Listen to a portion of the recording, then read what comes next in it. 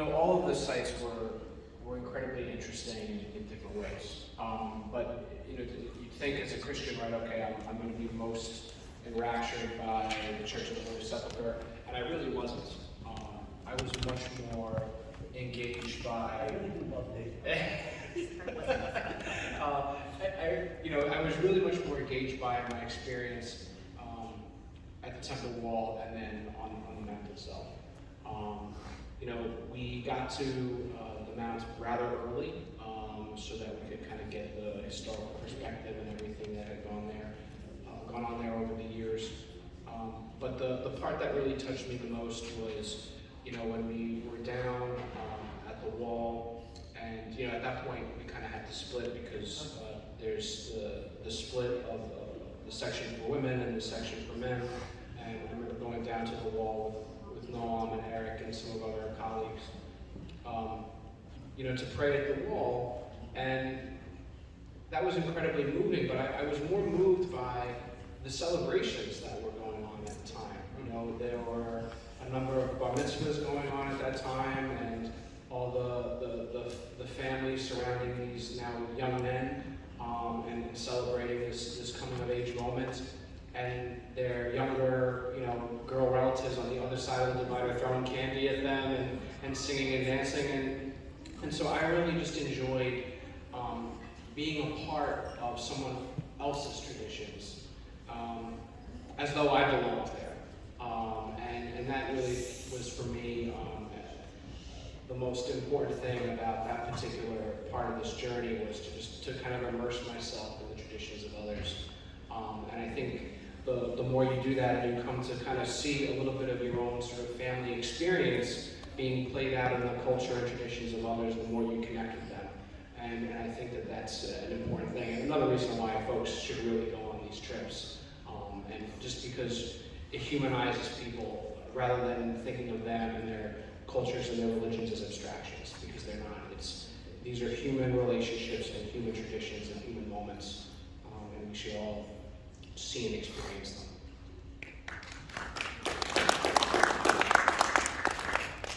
Again, David, Yeah, I don't want to speak after. you can, you got applause. The experience of the Western Wall, as David said, we were separated, it was hot. But there's something about Jerusalem that is electric. It's a living, breathing space that is like a repository for thousands and thousands of years of everything. So to be in that space, that electricity, you get just a taste of it, and the only thing you can do is kind of be emotional.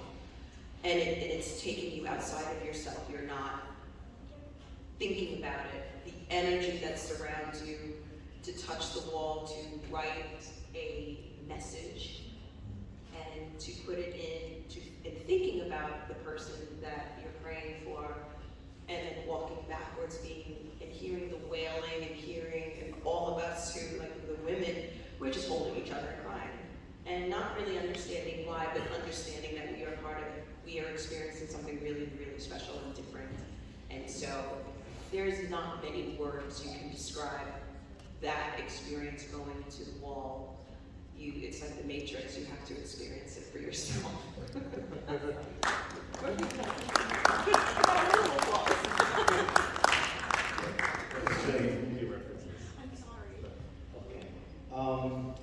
Some birdie whispered in my ear that some of the people have to leave, so I'm going to combine one big question. Three questions to one big question. And they're all connected. The food is going to be the last question. Listen, I know you all went to Yad Vashem, the Holocaust Museum. I don't know if Danny Dayan took him to himself, I don't know who took him to it, but I know that that's the most powerful thing on the planet to see. I know that that museum is the cause that in 1948 we got a state, so that never again a Jewish person will not have a home to protect themselves. Yet, surrounded, you went to Lebanon, you saw Hezbollah, and 100, well, you didn't see Hezbollah, but you 150,000 missiles aimed at Israel. Okay, why? because they don't think that we have the right to exist. You went to Kfar Aza, just outside of Gaza, Hamas is firing rockets on Israel on a daily basis. Maybe not a daily basis, but they're firing rockets at us. We are always under alert and under the risk of being attacked because we're a Jewish state.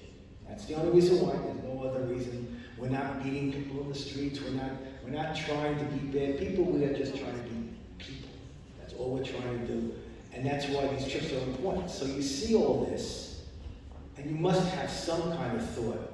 How does the people live under constant fear of being attacked, hurt? I was in Israel a week and a half ago. I saw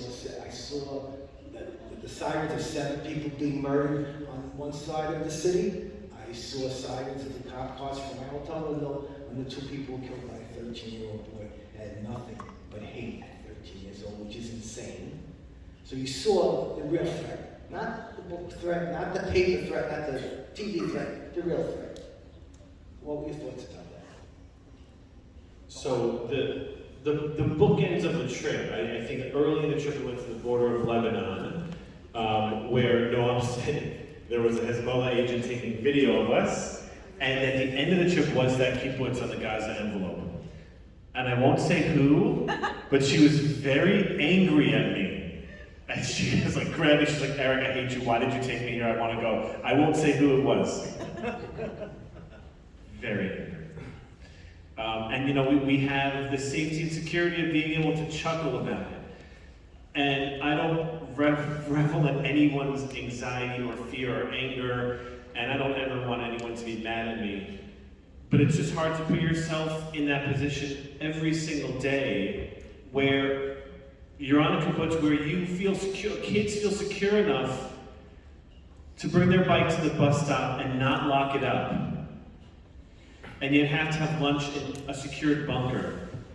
And have to be ready to run inside. And teachers of little babies have to be able to grab the kids and run inside at a moment's notice. And the woman who was taking us around, you know, she showed us the missiles, the spent missiles, and all that. But she showed us a picture, and I don't know if it's up here, but maybe I should have texted it to you. And she showed us a picture that a little kid made. And it looked like a kid holding balloons with a little ball at the bottom, holding the balloons together. And any of us would look at that and say, what a nice picture. But they weren't balloons with a ball at the bottom.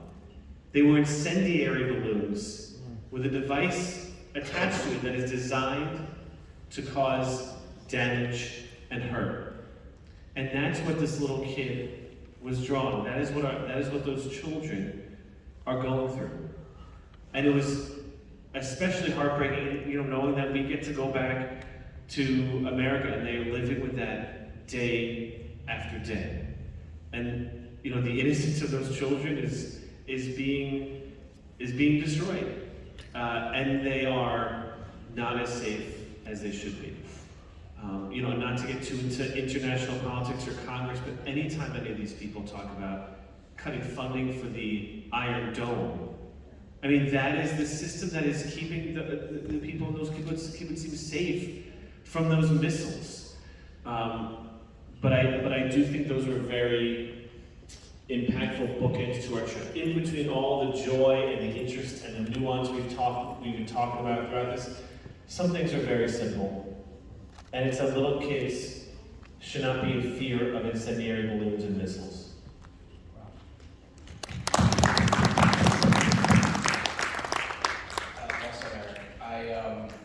You know, we hear that the phrase, I think, and when we discuss Israel here,